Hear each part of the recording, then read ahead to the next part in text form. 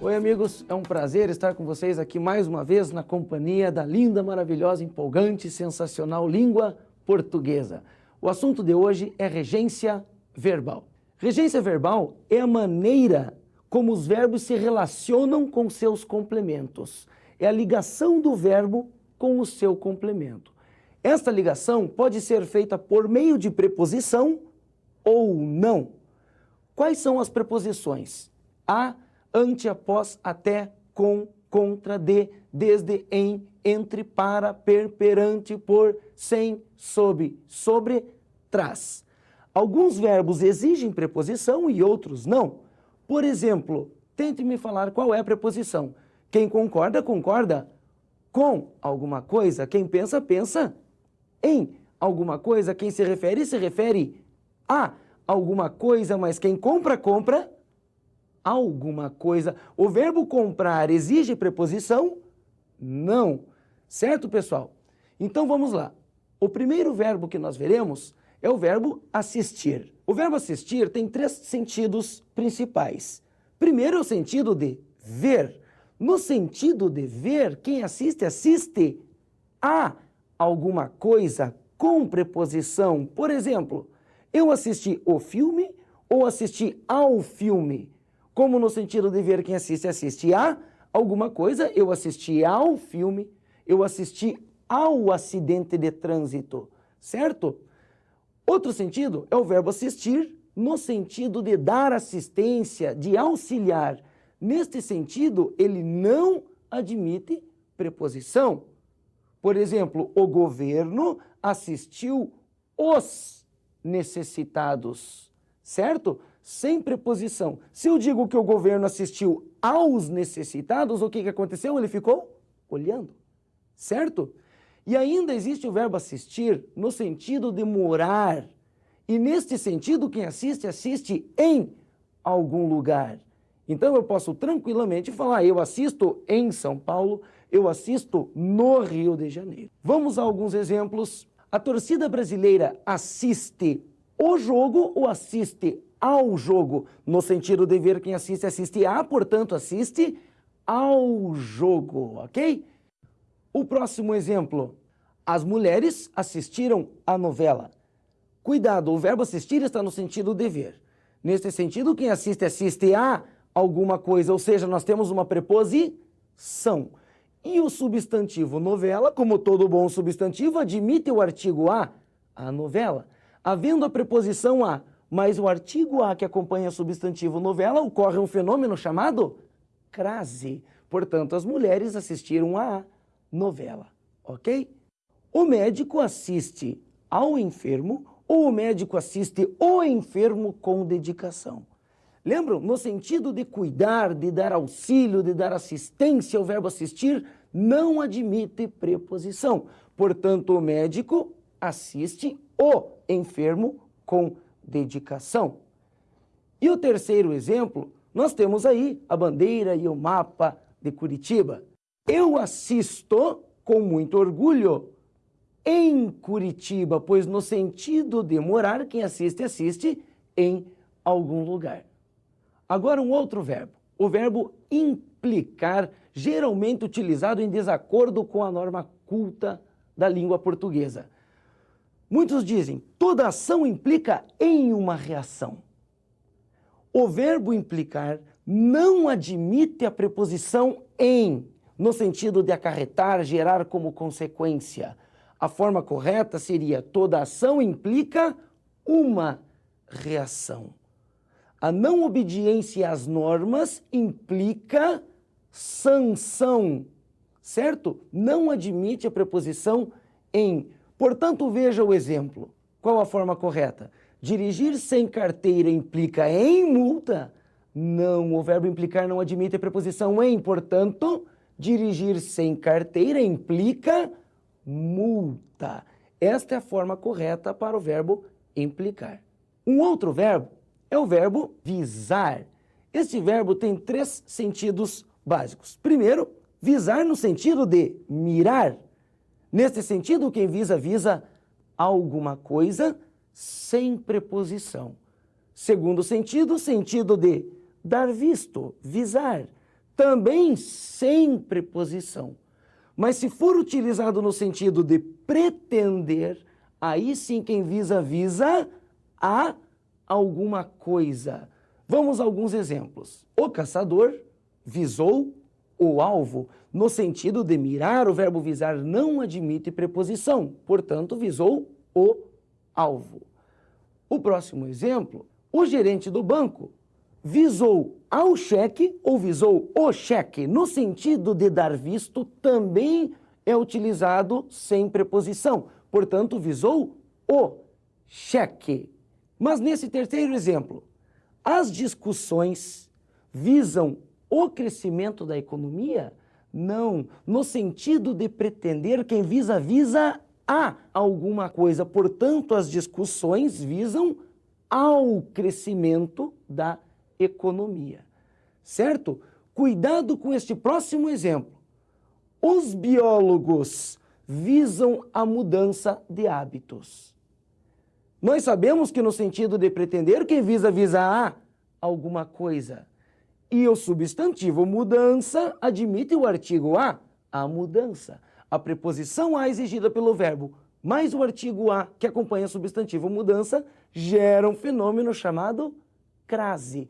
Portanto, os biólogos visam a mudança de hábitos. Vamos ao verbo preferir.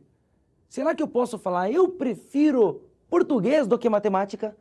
Não use a expressão do que com o verbo preferir. Quem prefere, prefere alguma coisa a outra coisa. O do que você não usa com o verbo preferir. Portanto, prefiro português a matemática. Outro detalhe importante, não intensifique o verbo preferir. Não diga, como você já disse, eu prefiro 1000 vezes português do que matemática. Eu prefiro mais, eu prefiro muito mais. Não intensifique o verbo preferir. Não há lógica nisso. Se eu digo que prefiro mais o amarelo ao azul, a ideia é que eu prefiro os dois, mas o amarelo eu prefiro mais. Eu não posso preferir os dois, certo? Dá uma olhadinha neste exemplo. Eu prefiro português a matemática. Este azinho que você está vendo é a preposição exigida pelo verbo preferir.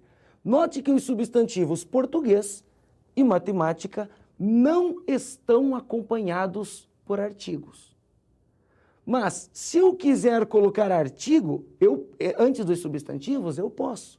Mas tem que ser antes de todos eles. Portanto, se eu coloco o artigo antes de português, eu coloco o artigo antes de matemática. Então, se eu digo, eu prefiro o português à matemática, coloquei artigo antes de português, coloco o artigo antes de matemática, mas aí o que ocorre antes do substantivo matemática?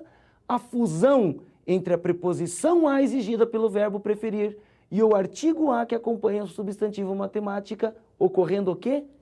Crase. Eu prefiro o português à matemática. Vamos agora com os verbos lembrar e esquecer. Estes dois verbos podem ser utilizados com ou sem pronome oblíquo, como vocês percebem na tela. Com pronome oblíquo, eu me esqueço, tu te esqueces, ele se esquece. Nós nos esquecemos, vos esqueceis, eles se esquecem. Agora, sem pronome oblíquo, eu esqueço, tu esqueces, ele esquece. Nós esquecemos, vós esqueceis, eles esquecem. Agora, se você utiliza o verbo com pronome oblíquo, você deve utilizar a preposição. Sem pronome oblíquo, sem preposição. Então, eu me esqueci do documento. Com pronome oblíquo, com preposição. Eu esqueci o documento, sem pronome oblíquo, sem preposição. Então, qual é a regra para os verbos esquecer e lembrar? Com pronome oblíquo, com preposição. Sem pronome oblíquo, sem preposição. Veja os exemplos. Simplesmente esqueci tudo. Simplesmente esqueci de tudo, simplesmente esqueci tudo. Simplesmente esqueci tudo. Se o verbo está sem pronome oblíquo, você não pode utilizar a preposição. Segundo exemplo, simplesmente me esqueci. Olha o pronome oblíquo aí, com pronome oblíquo com preposição. Simplesmente me esqueci de tudo. O verbo lembrar segue a mesma regra. Lembraram todos os detalhes, sem pronome oblíquo, sem preposição, e lembraram-se de todos os detalhes com pronome oblíquo, com preposição. Portanto, lembramos o nome daquele filme? Esqueceram de mim. Então, esqueceram de mim. Note que o verbo esquecer está sendo utilizado sem pronome oblíquo. E aí nós temos a preposição. Ou seja, considerando-se a exigência da norma culta da língua portuguesa, está inadequado, esqueceram de mim. A forma mais adequada seria esqueceram-se de mim, com o pronome oblíquo, com preposição, ok? E o verbo pagar, como é que fica? Será que eu posso falar, eu paguei o jardineiro? Não. Dá uma olhadinha na fórmula aí. Quem paga, paga alguma coisa a alguém. Ou seja, não podemos pagar alguém, só podemos pagar a alguém. Nós pagamos aquilo que nós compramos. Eu posso pagar um lápis, eu posso pagar uma bicicleta, mas eu só posso pagar ao vendedor, ao jardineiro. Dá uma olhada nos exemplos. Eu já paguei ao garçom. Lembrando que quem paga, paga a alguém. E no exemplo, eu já paguei a garçonete. Você sabe que quem paga, paga a alguém. Portanto, neste caso, o verbo pagar exige preposição. E o substantivo garçonete admite o artigo a garçonete. Neste caso, preposição a mais o artigo a gera uma fusão chamada crase. Portanto, eu já paguei a garçonete. Se alguém pergunta, já pagou ao garçom? Será que podemos responder sim, já o paguei? Já o paguei ou já lhe paguei? Qual a forma mais adequada? Dá uma olhada nesses pronomes. Os pronomes oblíquos lhe e lhes são complementos verbais com preposição, equivalem a ele, a você. Os pronomes oblíquos o, a, os, as são complementos verbais sem preposição, equivalem a ele, você. Portanto, já pagou ao garçom? Respondo, já paguei a ele. O complemento verbal agora é com preposição, portanto, já lhe paguei. Esta é a forma adequada. E o verbinho saideira, perdoar. A fórmula do verbo perdoar é a mesma do verbo pagar. Quem perdoa, perdoa alguma coisa a alguém.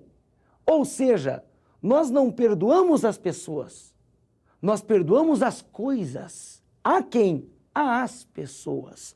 Olha a fórmula de novo. Quem perdoa, perdoa alguma coisa a alguém. Portanto, eu posso falar, eu perdoo você. Quem perdoa, perdoa a alguém. Portanto, eu perdoo a você. Esta seria a forma em acordo com a norma culta da língua portuguesa. Assim, veja o exemplo. Perdoaremos sempre os nossos irmãos. É possível falar isso? Lembre que quem perdoa, perdoa alguma coisa a alguém. Quem perdoa, perdoa a alguém. Portanto, perdoaremos sempre aos nossos irmãos. O verbo perdoar exige preposição quando o seu complemento é uma pessoa. Eu a perdoo. É possível esta formação? Lembre de uma coisa. Quem perdoa, perdoa a alguém. O complemento do verbo perdoar, nesse caso, é com preposição. E os pronomes oblíquos, que substituem complementos com Preposição são quais? Lhe e lhes. Portanto, a forma mais adequada, eu lhe perdoo, ou seja, eu perdoo a você. Último caso. Eu já perdoei você pelo ato desonesto. Lembre, o verbo perdoar não tem pelo. Lembre da fórmula. Quem perdoa, perdoa alguma coisa a alguém. Portanto, eu já perdoei o quê? O ato desonesto a quem? A você. Se quiser substituir a você por lhe, eu já lhe perdoei o ato desonesto. Ok?